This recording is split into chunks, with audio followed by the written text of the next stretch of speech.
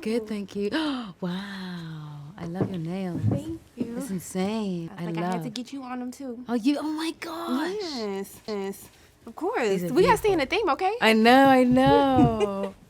Gorgeous. I was boohooing in this third act, okay?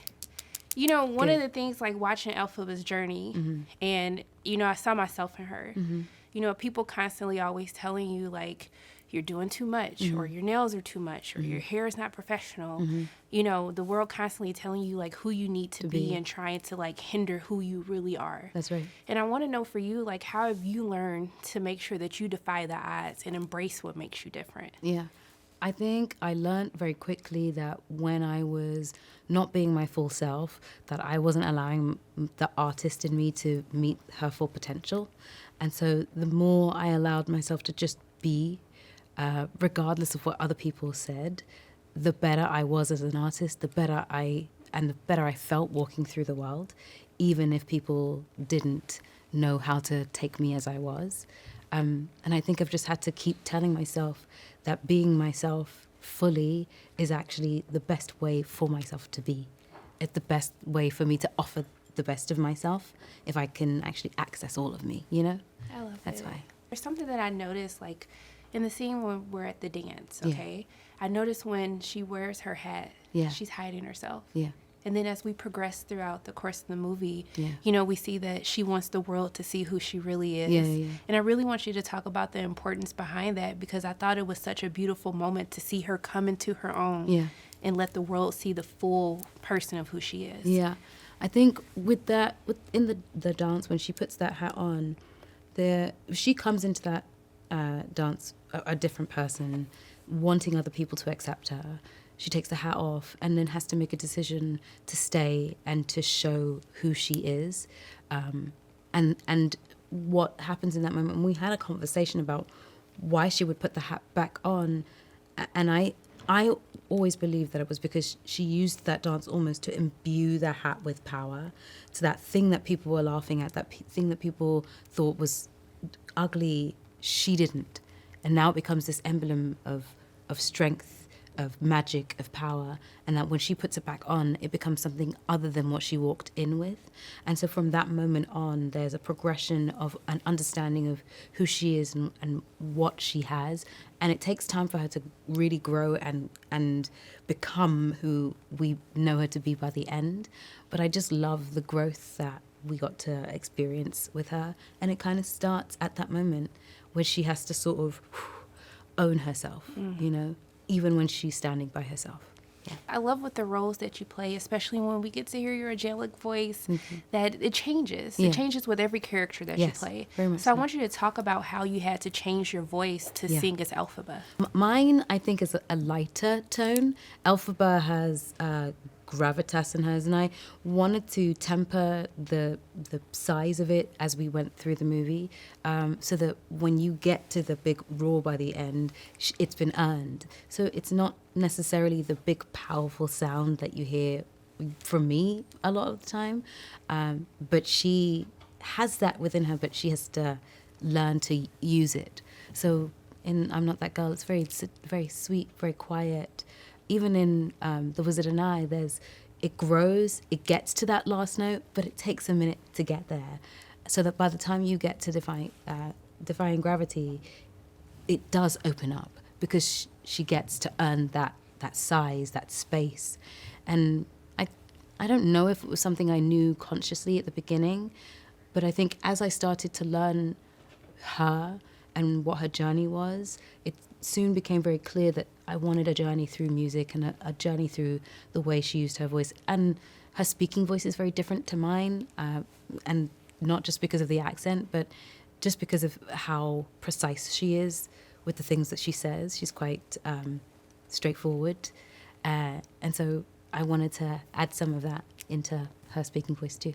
I loved it. She was reading them girls. I was here for I it. know, a little bit, just a little bit. Well, look, I just want to thank you so much. Thank you for taking time out of your day to speak with me. I My appreciate pleasure. you more Thank than you I'm just very sending much. nothing but love and light your way. I hope you have a great day. Thank you, my darling. Thank you. You're so I lovely. appreciate you. Thank you. How are you doing today? I feel great.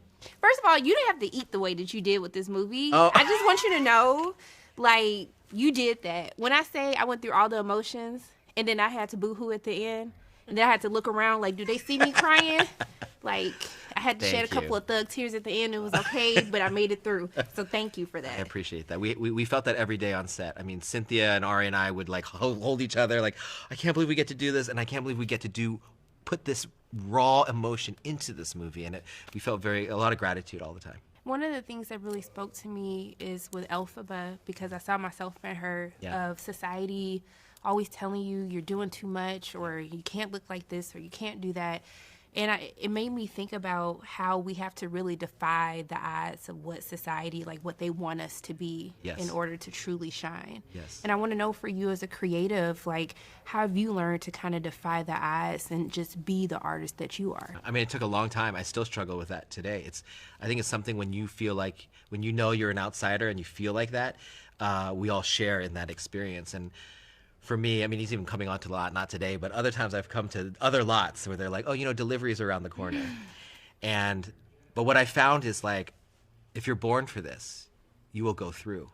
You will go through. And I know so many times I've talked to Cynthia and talked to even Ari and Bowen, where it's like, you feel like you have to prove yourself at every step. And we're now at a place in our own lives where I have children. I'm like, I don't have to prove myself to anybody.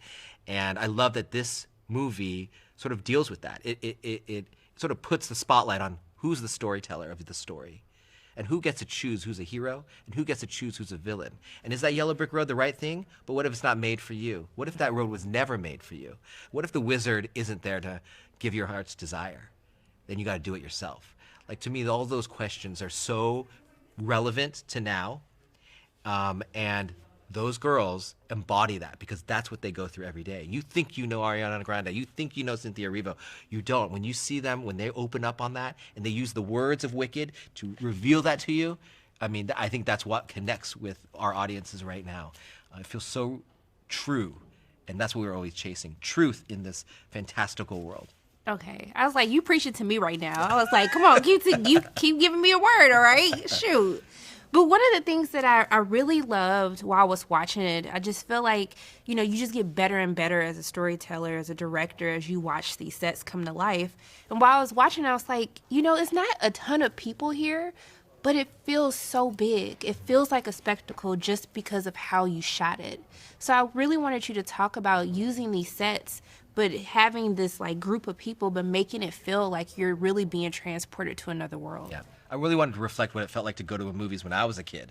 Like when whether it's Ben-Hur wasn't out when I was a kid, but watching that, oh my gosh, Lawrence of Arabia, Titanic, like these epic journeys. And I felt like Elphaba and Glinda deserve that kind of journey for this. Like, one of the best things I learned from Cynthia throughout this was I look at your nails, and it reminds me so much of her, because she came into this, and I was, in the show, the joke is, because we come into a theater, it's decorated, we're like, oh, we're Aussie, and then this green girl drops in, and she's the joke.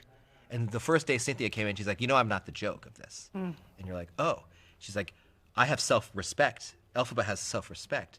She does her nails. She does her makeup. She dresses right. She's not a slob. And that totally shifted the perspective. Oh, yeah, in a movie, the audience is trying to buy into this weird musical world. That's the weird thing. And the normal girl who comes in, we're on her side, and we root for her. And yes, she's going to have her own space. She's going to have books. She's not going to have nothing. And she's like, what the hell did I walk into? A musical? Why the hell is everybody singing and dancing? And then in her little moment of quiet before Wizard and I, and then she starts to sing. And then you hear her voice, and you're like, oh my gosh, she can sing like everybody else but better, and she can go off to that. And to me, that changed the whole perspective of this story and how we're going to tell it. But it came into all the details of what she's wearing, how her and Paul collaborated on how the hat would be and her connection with the hat, how she wore her shoulder pads and her things. To me, all of that connected, and that was all because of the girls. Cynthia led that charge, and Ari led that charge to be like, she's not just about being popular, that she's actually really smart and figuring things out. She just doesn't know how to get out of her bubble yet, but she will. Maybe not in this movie, but she will. And I'm going to be seated for the next one, okay? Look, I just want to thank you so much. Give me all the musicals, okay? Because I just need you to do it. I'm just going to claim that right now, all right? That means so much. I just want to thank you so much for all the details, the nails, everything. Like, just thank you so much for what you do. I just want to thank you for even taking time out of your day to speak with me. It really means a lot. And I'm sending so much love and light your way. I feel it. Hope you have I a feel great it, and I day. appreciate you. Thank you so much. I hope everyone gets to feel that when they watch the movie. Oh, I felt it. I'm going to go watch it again. One of the Thank you. things that I love about your character is it almost feels like she thinks that if this one thing happens, like if I get the guy of my dreams, that life is just going to fall into place. But we know that's not how life really works. And what I wanted to know for the both of you, starting out in your careers, what was that first thing that you remember thinking, like, if this happens for me, then I know, like, life is just going to work out moving forward? I think for me, getting into a college that I really liked, I think sometimes it's hard to see beyond just in the present and in the moment. So I got into a performing arts college that I was really looking forward to, and I graduated from it. And then once I became an adult after graduating, I was like, oh, there's more. And that was definitely jarring, but you figure it out. You take everything day by day, and deep breaths in between. I love that. How about you? I feel like in this kind of career, like a gig career, every gig you're a little like, well, if I get that one, then everything's going to open up, and you're almost always wrong. But I do remember thinking that when I was 19, I auditioned for SpongeBob, and I feel really fortunate to have started working on that when I was 19. We finally got to Broadway when I was when I was 25. So it was like a 5.5-year journey, and each step of the way I was like, well, if it goes now, then I'm going to be good, or if it doesn't go, then that's the end. And it turns out that I learned so much doing it that really, like, it didn't make everything easy. It just taught me how to apply the next thing and gave me opportunities and open doors. So I don't know.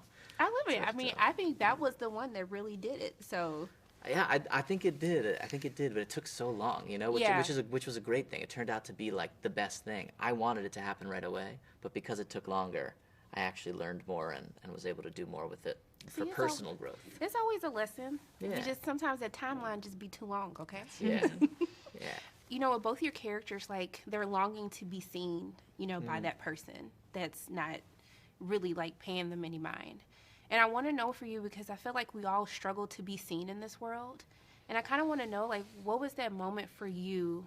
Either that moment for you where you first fully felt seen for who you truly are, or is that something that you're even still struggling with right now? I think there's points in time where I don't always feel seen or heard, especially as somebody within multiple marginalized communities, especially on like the grand scale of things. But I have so many awesome and loving friends and a partner now that if I can't find it one way, I know I can always come back to them, and I can feel at home, and I can feel seen and heard from them. And also, the more I leaned in also to accepting my disability, the more I leaned into the disabled community as a whole, and that's also another way that I've definitely felt very, very seen. That's beautiful. I know. Yeah. I mean, I'm like a version of the same thing, which is just, I think, trying to be seen by people who can't or won't see you is like, just wears you down, and it's such a tiring thing. But then being able to embrace the people who do see you for who you are, your friends, your family, your loved ones, I think is a really liberating feeling. So, I don't know. Yeah, I think a lot of people feel that in the world. They feel not seen. Well, I thought it was very beautiful watching both of your characters on screen. It just made me feel so happy just to see purity and just good people, good characters, even though we know what's going to come. But I was happy to see both of you, so I see you too. And I just want to thank you so much for taking time out of your day just to speak with me. It means a lot. And I'm just sending so much love and light your both your ways. I hope you have a great day. Thank you. Thank you so much. I really appreciate you.